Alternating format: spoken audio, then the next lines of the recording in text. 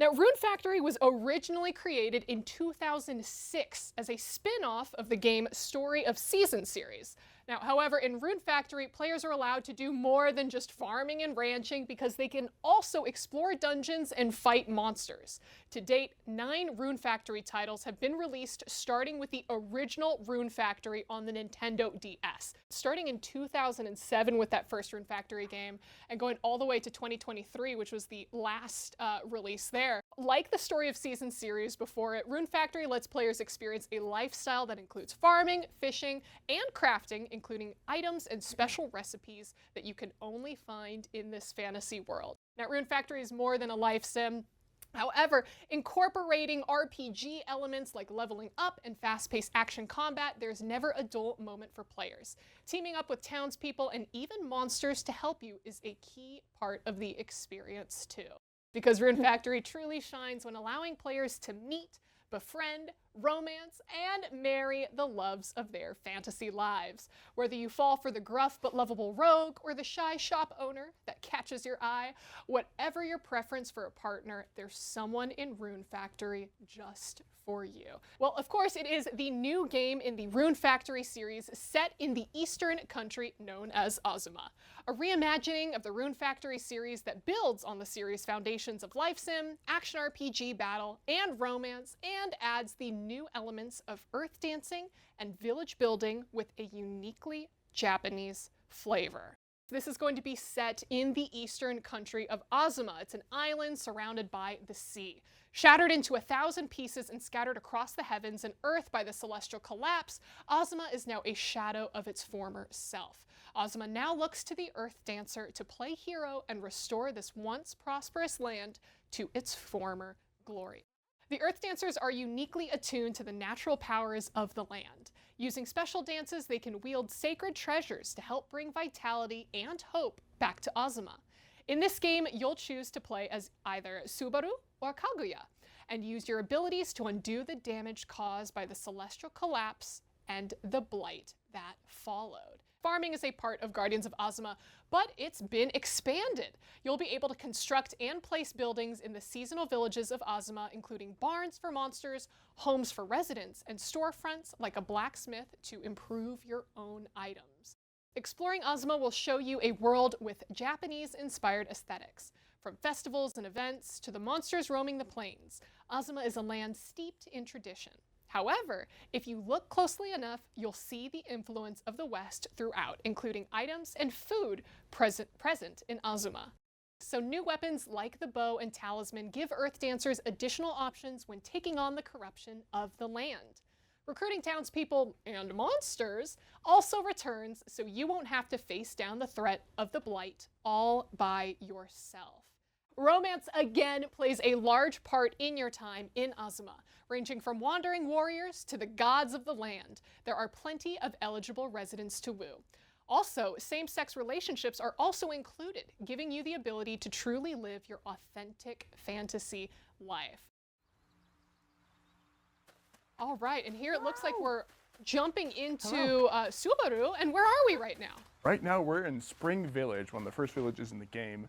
And so this area in particular is called the development zone. So this area right here, of course you have your farming, you have your buildings, but what's special about it is that you can customize it any way you want. So not only do you have villagers there helping out with your farming or other tasks, but things like the monster barn over there, something you can place yourself. Later on in the game, you'll get things like decorations and all these other things to truly make this space your own. Yeah, I'm looking through just some of the things that have been popping up so far. We saw terrain tiles, we saw the different buildings. Now, as you were talking about helpers for a second there, as someone who loves farming style games, as I'm thinking back to Story of Seasons and Rune Factory, the beginning of the farming can feel like it's a bit of a chore and a bit of a grind. So how do these helpers essentially offset that? Right, so before, like you said, farming is more like a solo experience where you're expected to hoof it all yourself. But now with the introduction of these villagers, now you have basically helping hands to help kind of streamline the whole process. So instead of you having to plant each seed, water them, wait for them to grow, and harvest them yourselves, you can assign villagers who will go through and they'll help you plant the seeds, they'll water them for you, they'll even harvest your own crops and send that directly to your inventory now. Incredible. Are there some people who are maybe faster or better than others? Like we discussed, if there's a large buff dude coming in with an axe, should we assign him to harvest the turnips or do some lumberjacking? They're really heavy turnips. That's right. Sometimes you'll be very surprised what you find in this game. But yeah, so each villager kind of has their own qualities that make them more kind of specialized, their own roles. So not only will you have people that are good at, say, logging, chopping stuff down, farming like crops, maybe mining ore, and some people even have special skills down there that will help them run specialized shops for you. So depending on what they're good at, they'll have greater output, which just means more efficiently run farms at the end of the day. Wow. And just how much of what we're seeing right now is customizable? Because we see a full grid in front of us. We've seen some of the different menus. Right, so basically everything you see in these tiles is something that you can interact with. So we've cleared some debris, now we have more space. You can place things like buildings. So this is a blacksmith right here. So this is your own specialized shop in your area right here. So not only can you build this, you can take one of these villagers. So 𝚲𝚅𝚘𝚘, for example, he's a journeyman smith, which means that he's very well specially suited for running the blacksmith. You can assign him right to the blacksmith. And then once you back out of here, he'll show up right there. Wow. And so besides, of course, having a blacksmith right next to your house for convenience, I guess what else does creating all of these buildings and having all of these villagers able to help you around, what else does that do for you? So basically, the whole experience is just streamlined. Instead of there being just a specialized NPC you need to go to every time to, say, make your weapons, or maybe another one that sells seeds, basically you can take all that and bring it to this area right here. So you don't have to go and seek them out yourself. How cool. Yeah, so also we were talking about sacred treasures and stuff. So another part of the process, so before you used to have to do things like water each tile one at a time, but with the power of sacred treasures, you can do things like water every single tile at once. Wow. Form and function. That's right. So instead of waiting for those turnips to grow, say maybe take days, now with a couple beats of that drum, it takes just a few minutes. Wait, that's actually just game changing. Right? So say you have some crops that are ready to be harvested, but maybe you want some more seeds. You can use that flame sword right there, get lots of seeds. Whoa. Wow, that's a lot of seeds. Okay, now I feel like I'm fast. almost cheating when I'm playing this. Now, You're being efficient. You're being efficient. okay, yes, Yeah, yeah. Is that efficiency. streamlined experience. Usually when I think of this, I feel like, oh, we have to upgrade a watering can, we have to upgrade an axe or something to that capacity, but it looks like, do these sacred treasures just fall out of the sky for us, Garrison? Well, you'll have to find out during the game, but let's just say that as you play and explore more of Azuma, you'll have more tools at your disposal to kind of help you with the process here. Amazing. And just how many sacred treasures are there? Can you tell us? Well, let's just say there's a good decent amount, and that you'll have to look forward to finding it out for yourself when you play the game. Oh, I am absolutely excited about that. Wow, and so as we take a look at this, I know that some people like to have kind of like this third-person view, but are there any other ways to kind of like view customization? Right, we've had some feedback in the past where that it can be kind of, you know, a little bit plotting, we can say, to kind of do it at a time, but now we have this nice overhead view to really streamline the experience. So now you can go to any of these tiles, you can remove debris, you can see how buildings will look when you place them down. So it really gives you this good, nice overall view of your area here. Oh my gosh, that's life-changing. It really is. And also, I'm just hearing the music now. Yeah, it's so relaxing. calming. I'm just sitting here like, just vibes. It really does fit the setting. I really like it too. This is where we need the cup of green tea, Oh, yes. the dongo, Oh, and a taco. perfect. I And a like taco? Yeah. Western influences. East meets West. So what else about village life can you tell us? Well, so basically, as you're going through the game, it's your job to kind of take care of all the inhabitants of these villages. So you're not farming just for yourself this time. You're kind of, you know, it takes a leader to feed a village kind of thing, right? So not only are these villagers helping you out, they're kind of helping themselves out too. So you'll be shipping crops to make money, to make sure that all the villagers are fed, and just kind of keep things running smoothly. See, right now we're still going on that seed binge right here. Exactly. So I saw for a second there, it's saying how many buildings could be placed. I believe it was 2 out of 20, but then also we saw the decorations. How crazy can we get with some of the decorations in this game? Let's just say you can get pretty creative there. There's a lot of different combinations I can do, some for the 𝚘𝚘 fans or Yes. for monster fans. There's a lot of personality you can inject in these spaces. Can I build 𝚘𝚘𝚘𝚘? Yes. Oh, no. Oh, no. I don't want to speak in absolute. 𝚘𝚘𝚘𝚘 is different for everyone. Yes. Cool. So as we can see here, just in the time we're talking, we already have another field that's about ready to be watered, and just the power of Sacred Treasures really does change the game here. Cool. I still can't get over how relaxed I am with Look this. at you Just go. like, Very zen. There I go with the drum. Drum. There you go. Yep. okay, so when you said it's a monster hutch? Right, so that's a monster barn. So you can Monster barn. Yeah, in this game you can also befriend monsters out in the field, so you can bring them back to the farm here, and they can help with tasks as well, just like the villagers. Now, if we have, I don't know, let's say a monster that's the size of 3 buildings combined, does that monster fit in that barn, or do we need a bigger? If they say you have space, then he can go in there. We basically. love it. Yes. You befriend, Oh my can gosh! be used out in the field as well. Oh, is that a buffet? Oh. Some monsters can be right like this, so instead of just joining you in battle, you can kind of hop on them like this and use them to traverse the fields a little bit easier. Best monster. Oh, it's the Oh buffalo! my That's right, yeah. which you did pronounce correctly. Oh, look at him. 𝚘𝚘𝚘𝚘. So it's a really dynamic party system too, so you can Oh. freely rotate them out in the fields on the fly too. So you can have a max of 6 people in your party. 6. That's right. Yeah. A lot. Yeah. So like I said, a lot of customization and kind of mix and matching you can do to kind of fit your own play style. Now, what are all these little shrines and glowy things that we're passing by? So some of those are save points. Other ones you can kind of do a special dance at, and they'll give you items or recipes. But mostly, you'll be kind of exploring the overworld, gathering materials and defeating monsters to kind of gain experience and stuff like that. Did he just enter some sort of bullet time? I That's feel like correct, yes. So you have things called perfect dodges in the game. So basically you Wow. dodge at just the right time. Time kind of slows down, allowing you to whack them back, basically. Oh, go. So yes, buffalo versus buffalo. choose So you. things might get chaotic out in the field, but you can always tell which one's yours by the little smiley face above his head. So you can tell which one's friend, which one's foe.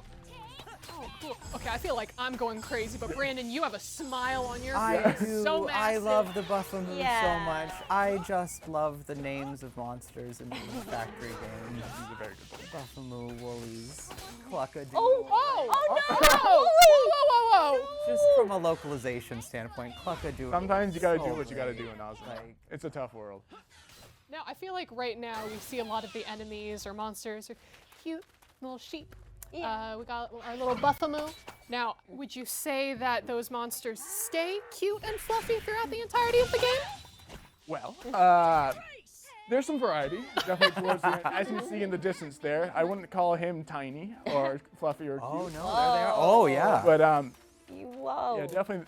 You want to make friends with the cute and fluffy ones, but I mean, you can make friends with the meaner looking ones too. Maybe they have a heart of gold deep down, and it's up to you to kind of find that. That's huge. It's gonna be my goal. Wow.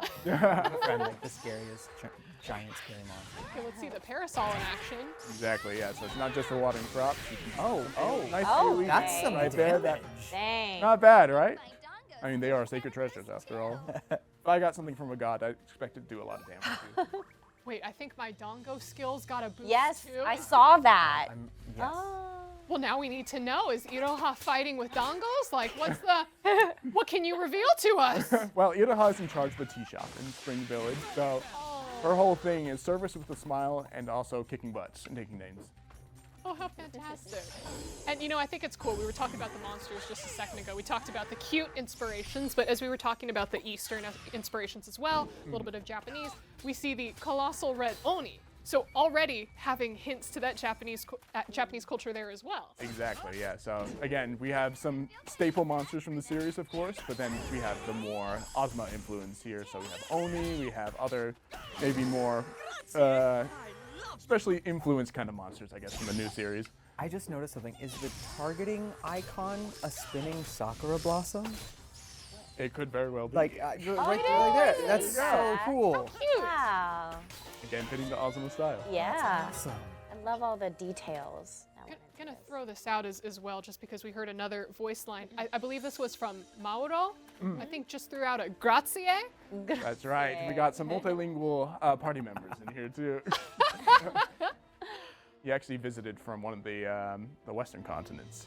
Oh wow! So we're getting characters from all over, it seems. That's right. Fantastic.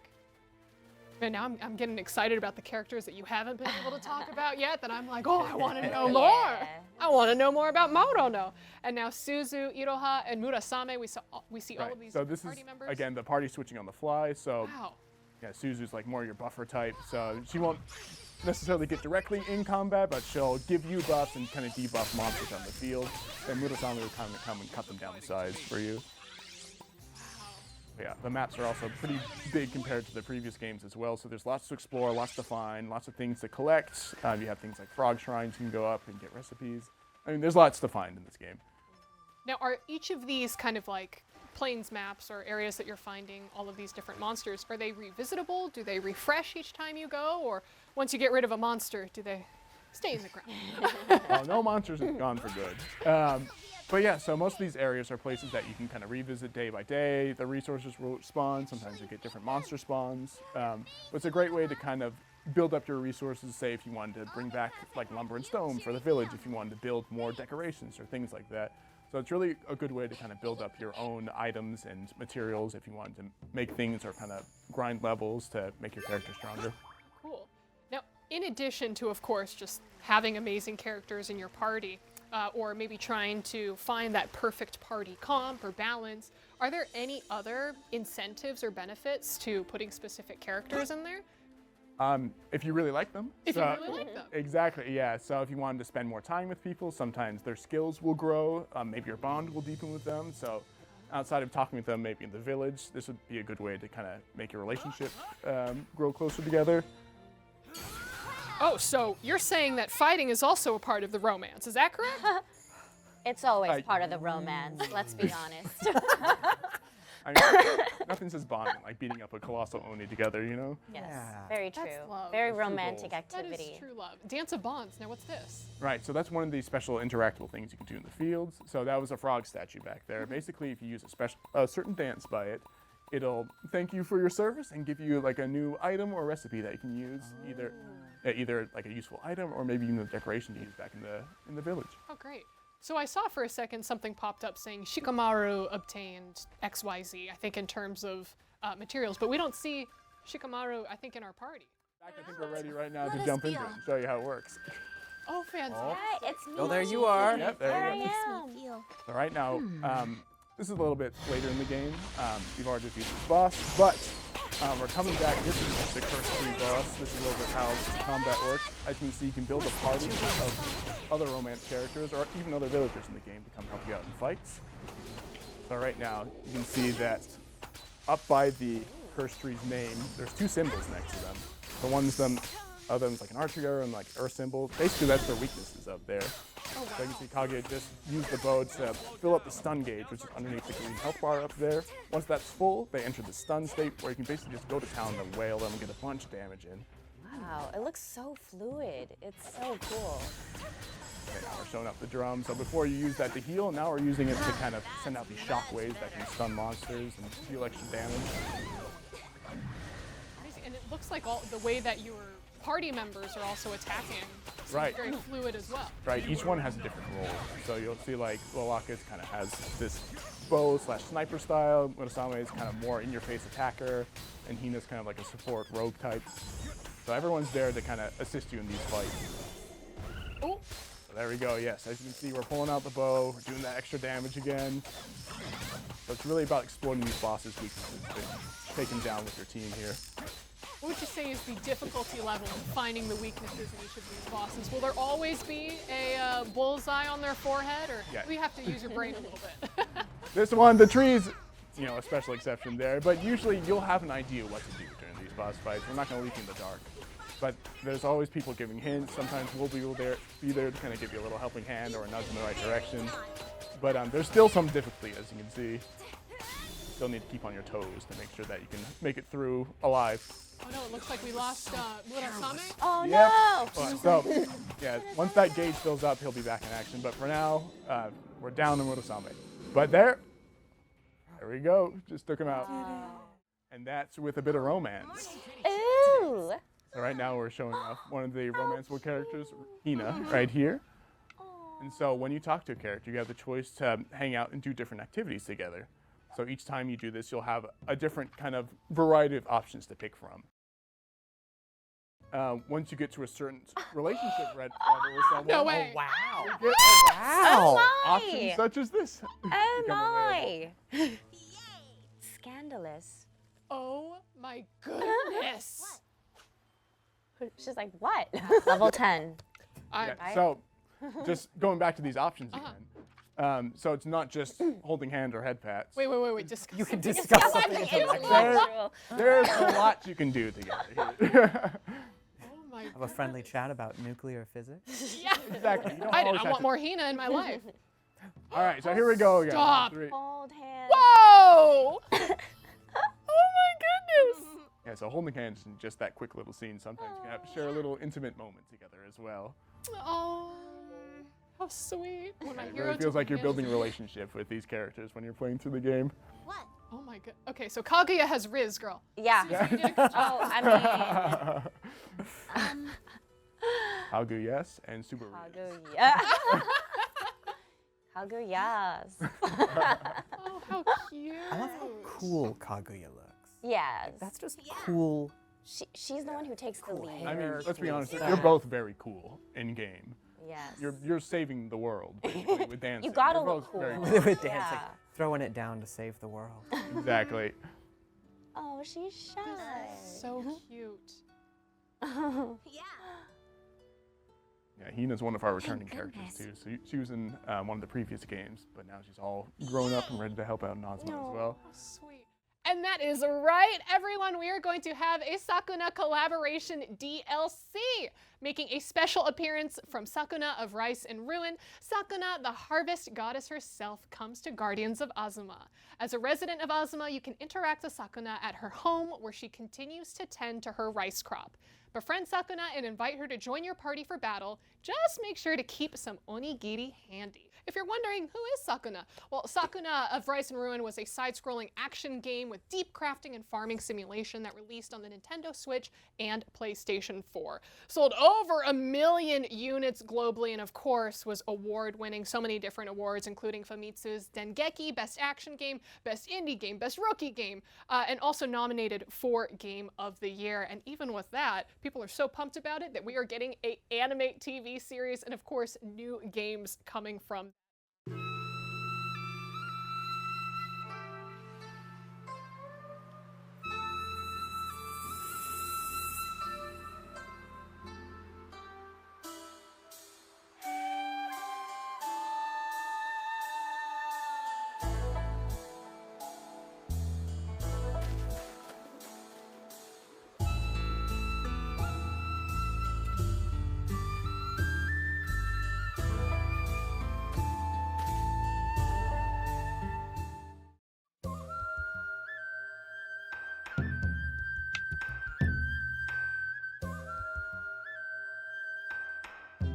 どう？里には馴染めてきた？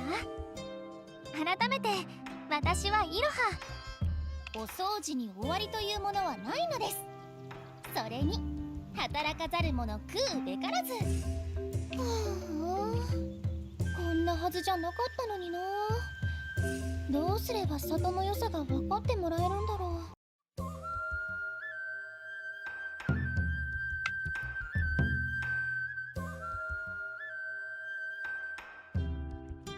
もう知ってると思うけど、改めて自己紹介するね。ひなはひなだよ。アドネア大陸からやってきたの。そうかも。結構いろんなところに探検行ったりしてやんちゃだったかな。あ、でも家のお手伝いもしてたよ。雑貨屋さんやっててお魚を売ったりしてたの。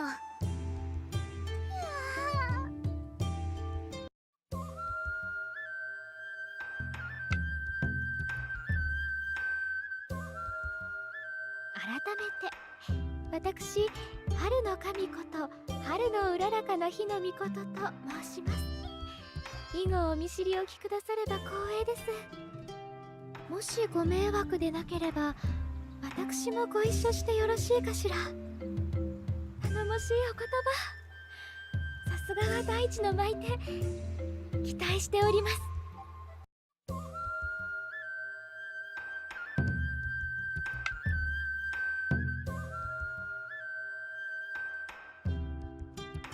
改めてわらわが天の神空の彼方の御事じゃ。お主にはちと迷惑をかけたが、なんじゃまあよろしくな。それでわらわを呼んだのじゃな。まあ正解じゃな。どれわらわが探してやるとするか。おい、お前の蝶たちサボって風呂に入りに来たんじゃ。そんなわけあるか。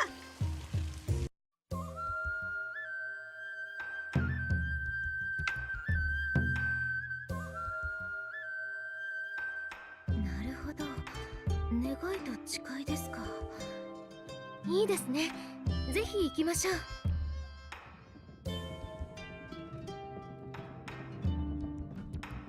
絶望川柳。すずちゃん、恨みはないが切らせてもらう。ピリカさんたちをお待たせしてはいけませんね。そろそろ行きましょう。